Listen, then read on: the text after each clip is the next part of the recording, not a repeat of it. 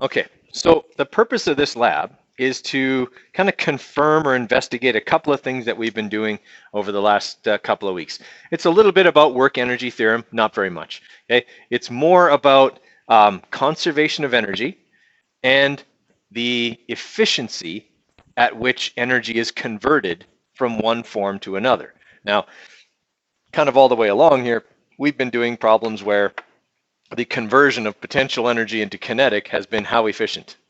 100%, because we've been dealing with an imaginary, isolated system. Right? Today, we're going to have a real world system. Right? We're going to investigate just how much of the potential energy an object has actually gets converted into kinetic energy during a mechanical energy conversion. All right, so that's the purpose of this lab, is to kind of investigate how efficient energy conversions really are. Okay, we haven't talked really about efficiency yet. It's what we're going to talk about later this week. Okay, but this was kind of when we had the opportunity to do the lab. So we're going to get the data now, and we can talk about the rest of the stuff later. Okay. So the setup is going to look something like this, except you probably won't use 3 books like you used, like are in the picture here. Like one thick binder, okay, or a couple of textbooks would be lots. Okay, if we make the ramps too high, the carts don't stop before hitting the wall, which is not what we want. Okay, we want the carts to roll to a stop. That way, what force is stopping them? Okay, so friction is stopping them. And friction is taking all of their, what kind of energy? All of their kinetic energy. All right. So what we're going to use here is kind of a little work energy theorem kind of reasoning in order to calculate how much kinetic energy the object has at the bottom of the ramp. Okay. Are we going to be able to calculate how much potential energy it has at the top of the ramp pretty easily? Yeah. All we have to do is measure the height of the ramp. Agreed? And know the mass of the cart, which I will get in just a minute because I used to have it on there. No, it is there. Okay, the carts are all 0.470 kilograms. They're all identical. That's their mass. Okay, so as long as we know the mass and the height of the ramp, we know how much potential energy the cart has at the beginning of the lap. Okay, what we want to find out is how much kinetic energy does it have at the bottom of the ramp. Okay, the only way for us to figure that out is to calculate or to use how far it travels as a way to calculate the work done by friction in stopping it, because the work done by friction will equal what? The kinetic energy it had at the bottom of the ramp. Everybody okay with that idea? Okay, so that's kind of the logic we're using. Why can't we measure the kinetic energy at the bottom of the ramp directly? Exactly. We don't know how fast it's going. We don't have a Doppler gun. Okay, so we can't just go like the police do, okay, and aim it at our little cart as it gets to the bottom of the ramp. So there's not really a way for us to do that. We can't use B equals D over T because it's accelerating down the ramp. Okay, it's really hard to measure some of those things. It's much easier to measure how long in seconds it takes for it to stop, and then measure how far it traveled. Then we can calculate its acceleration, the force acting on it, and the distance it traveled. And that'll help us calculate the kinetic energy kind of in a backwards way. Okay. So the friction equals the kinetic energy if you solve for V, and that would be the friction? Or how would you... No, what we're going to do, okay, is what's listed down here. The kinetic energy at the bottom of the ramp will equal the work done against friction. What we'll know, okay, is that at the bottom of the ramp, it'll have a certain amount of kinetic energy, and it's going to travel a certain distance. Okay, we're going to measure that distance, and we're also going to time it. So we're going to have these two things. So we're going to actually use a formula that you guys won't learn until Physics 20, but we're going to use it today just to get the data we need. Okay, and that formula is this: that A equals VI VI times T plus 1/2 AT squared. Okay, this helps us calculate acceleration when we have, sorry, that's not the formula we want. It's D, sorry, not A. D equals, okay, VI times T plus 1/2 AT squared. This is an acceleration formula from Physics 20. Okay, so it allows us to calculate distance if we have acceleration and time and initial velocity. Everybody okay with that? Okay, so sorry, I keep picking the wrong formula here, guys. Sorry, I'm explaining badly. I haven't had my full coffee yet. Sorry, VFT minus, not VIT plus. That's a similar formula. Okay, what's VF if we're talking about it rolling to a, right, 0. So what's VF times T? All right, so we get rid of that. D will equal 1/2 AT squared. Will that help me calculate the acceleration of the car? Because I'll have D I'll have measured how far the car rolls from the end of the ramp to where it stops, and I'm going to time it as well. Everybody follow? We're just going to manipulate for A, and that manipulation is actually done for you right here. A will equal 2d over t squared. Okay, all you have to do is plug in the numbers to get the acceleration. Okay, the other part of this is that force equals mass times acceleration. Okay, that formula is also on your formula sheet. This is the only day we're going to use it in the whole unit. That's why it's on there, because today we need it. Okay, we'll know the mass of the cart. It's 0.470 kilograms, and we'll have just calculated the acceleration of the cart. So we'll be able to calculate the force that's stopping it, and that force is friction.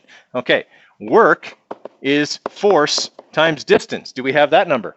Yeah, we measured it already, and we just calculated the force. So really, work equals mad. Yeah, mass times acceleration times distance. Okay, we'll be able to calculate the work done, and we just said that that work will equal the kinetic energy of the cart. That's all explained here in the procedure if you forget. Okay, but those calculations aren't going to be done until the analysis, right? But that's kind of how we're getting those energies. Obviously, the potential energy, like we said, is easy to calculate, just mgh. Okay, where does it get that energy from? How does the cart get to the top of the ramp? Right, you do work, right. Okay, you're putting that energy into the system. So that'll be the initial energy of the system, because this experiment doesn't work unless there's already some energy to start with. So is that how we're manipulating this experiment? I would say so, in so much as there wouldn't be an experiment if we don't put the cart at the top of the ramp. Then there'll be no energy to convert. Okay.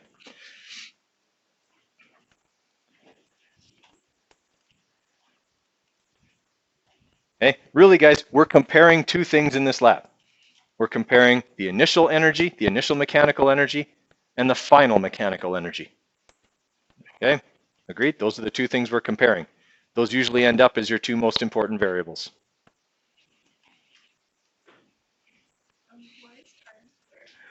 It's just the way the formula works. It's in order to get the right units. Yeah.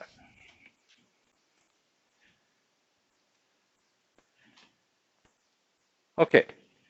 In the running of this experiment, in order to make sure we don't bring any outside factors into play, okay, what should we be mindful of when this experiment is running, i.e., what are some things we should make sure are controlled variables here? Or no? What's that? Right, you don't want to add any kinetic energy to the cart, okay? You want to just release the cart.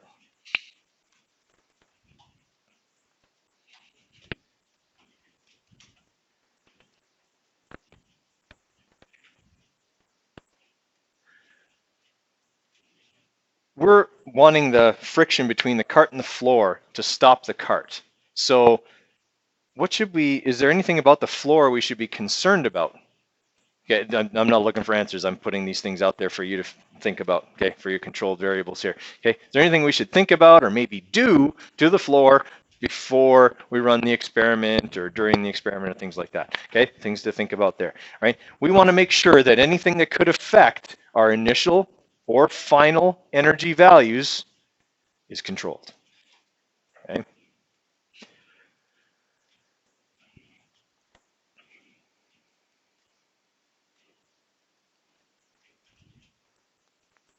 I'm sure you guys can think up 3 things that could do that.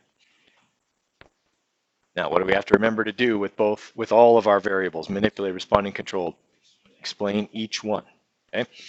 All right. For our hypothesis, okay, the if part of our hypothesis should talk about the law of conservation of mechanical energy. Basically, state it. Okay.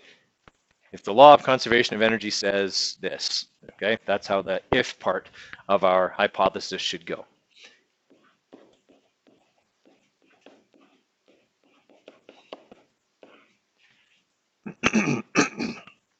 Okay, law of conservation of energy. Right. The and part, okay, is going to describe our experiment. We're attempting to measure the conversion of energy, potential to kinetic, for a cart going down a ramp.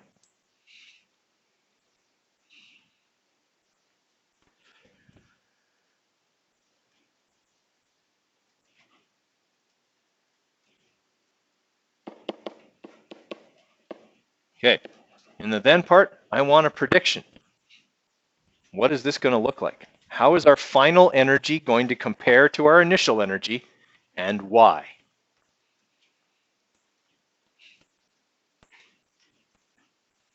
Final energy in total or in the card? The final energy of the cart. You may want to describe some energy that goes into the system as part of the then part. There's a number of ways to approach the then part. Okay, but talk about mostly what's the energy of the cart going to be and why. The why part would be, okay, it's the same because, or it's not the same because. Yeah.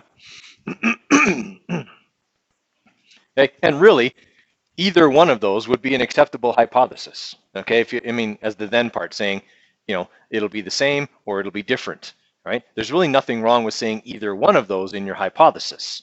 Okay, but you're going to have some explaining to do for both of them in the conclusion, regardless of what the results come out to be, which of course we know it's not going to be the same. Okay, everyone all right with that idea? Okay, so for our procedure, okay, we're going to have these variables that we're going to be recording. So potential energy, we need the mass of the cart, the initial height of the ramp for that. So you need to measure the initial height of the ramp. I'll bring some meter sticks out. Where should that measurement be taken to? Yeah, yeah, I would say to the bottom. Yeah, to, let's say, just to the ramp board right here for consistency's sake for everybody. That's where the bottom of the cart will be. So let's just say measure to the very top of the board. Okay. Everybody follow on that? I don't know. It's not like we're going to lift the ramp while the cart is going down the ramp, because obviously that could affect the potential energy of the cart, right? Okay, kinetic energy. So for that we need mass, we need the distance traveled by the cart after it leaves the ramp, the final velocity being 0, and the time of travel. So one person's job is going to have to be to time the cart as soon as it gets to the bottom of the ramp. Okay, so that is after it's off the ramp. That's when the timing starts. Okay, so both wheels on the floor, start the timer. Okay, when the cart has stopped, stop the timer. That's the easier part because you got a lot of time to anticipate that part. Going down the ramp and starting it quickly, there's a little bit of experimental error in that because it's reaction time. Okay, and there's not much we can do about that. Calvin. No, I just said when to start the timer. When the whole cart is off the ramp. So as soon as the back wheels hit the floor, start the timer. No, it's not human error because it's not correctable. I can only react as fast as I can react. There is error in that, and there's nothing I can do about it, right? Okay, so we'll have those values, and then as it says here in question number two, or in procedure number 2 or planning number 2 here, okay, here's how you're going to do your calculations with those measured values. You're going to need the distance and the time in order to get acceleration. Okay, you're going to need the distance and the acceleration and the mass to get the kinetic energy or the work done against friction. Okay, you're going to need the height to get the potential energy, and so on and so on. All right, so all of those, again, calculations are explained here in the initiating and planning. All right, so for the procedure, right, we're setting up the ramp, and as we said, like one really thick binder or maybe 2 textbooks would probably be enough. Okay, if we give the cart too much energy, it goes too far and hits the wall, and then it's not friction that's stopping it, it's the wall, and there's no way for us to calculate anything about the wall. Okay, so we need it to stop on its own. So we want to place the dynamics cart, not in the rubber band. Sorry, I changed this experiment a while back. Put it on the top of the ramp, and I forgot to change that part. Okay, have the timer holding the, so they're going to start it when it gets to the bottom of the ramp. This procedure is all wrong. It's from the old lab. Sorry, copied the wrong one over. Okay, we're going to do 3 trials, right? Because we want to get a good average of what's happening here. Okay, doing 1 trial, there could have been something that was erroneous in that first one. We want to make sure we get 3 pretty consistent trials. Okay, and then we're going to average our data on that and do our calculations with the average data. There's 4 on there. Okay, we're going to do 4. Okay, sorry, I forgot because I just changed this lab and I forget what I did. Just leave it. Yeah, it doesn't matter.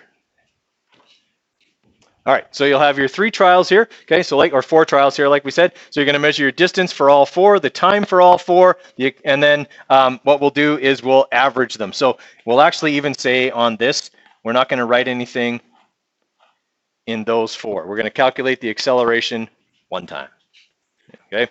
So we'll take the average distance and the average time, and we'll calculate the average acceleration in here, okay? We don't need to calculate the potential energy 4 times. It's the same every single time, so just calculate it once, okay? The kinetic energy, same thing. We're only using the averages for that, okay? So calculate it one time right there. Okay, so there's actually some blanks in here. The ones I put red marks through, okay, there's not going to be anything in those blanks, right? So don't worry about those, or just put NA in those ones like I did in the other 4 there. Okay, so just use your averages to do the circled calculations. Okay, everybody good with that? Okay. All right, so for our analysis here, the analysis is a lot of filling in the chart. Okay, so calculate the work done in putting the cart to the top of the ramp. Okay.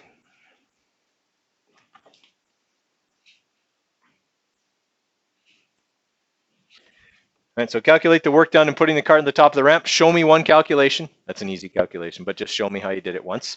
Okay. Calculate the acceleration. Okay. Show me your work. I want to see that calculation as well. Calculate the kinetic energy. Show me how you did that. And the instructions, like we said, are all up there. We've gone over them already. Okay. Outline how you determined the potential and kinetic energies of the system. A little bit of explanation. What I explained to you about friction, doing work, taking the kinetic energy. Put that in your own words.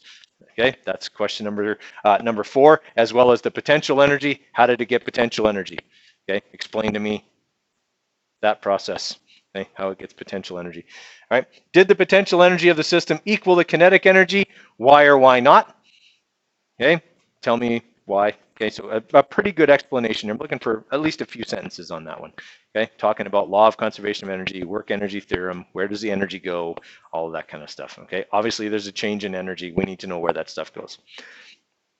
All right, then conclusion, same as always. Restate your hypothesis, explain why you accept or reject it. Okay, 2 sources of error and ways to fix them in the evaluation. All right, questions on that? Okay, we should be able to have a few groups work in here, and I will get a few groups in the labs as well, okay, just so there's enough room kind of for everybody, and we can collect our data quickly, okay, and then get back here and get working on the lab report.